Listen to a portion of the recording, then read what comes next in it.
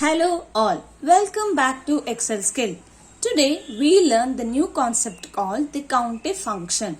With the usage of this counting function, we can count the items in the given list. Here I have the data set of the items and here I also have the count, that is how many times these items have been repeated. Here the white panes are 1, 2 and 3 and 4.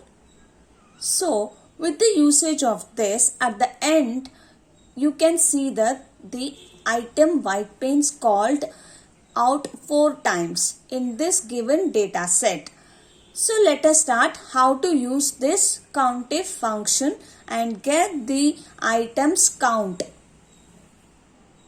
In order to count the each item in the data set, with the usage of countif function, you can count the accurate counts of each items. Now, give equals, type countif, open the parenthesis, choose the items in the given data set, then enter the column and again choose the range, give comma again. Once again choose the criteria as your items. Now freeze the first range by pressing F4.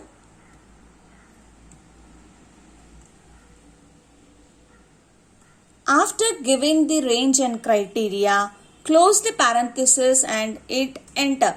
You will get the count of each item. Do the Ctrl D for the remaining rows in the data set. You could see the white panes have been repeated for 4 times. You can see here the white panes have been repeated 4 times. In this way you can get the accurate value of each items in the given data set. Here the laptop is also given twice, one over here and the other one over here.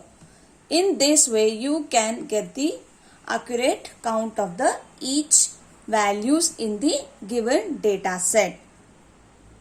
Do like, share and comment. Thank you for watching this video. Your subscription will be an encouragement to me to come up with many more Excel skills.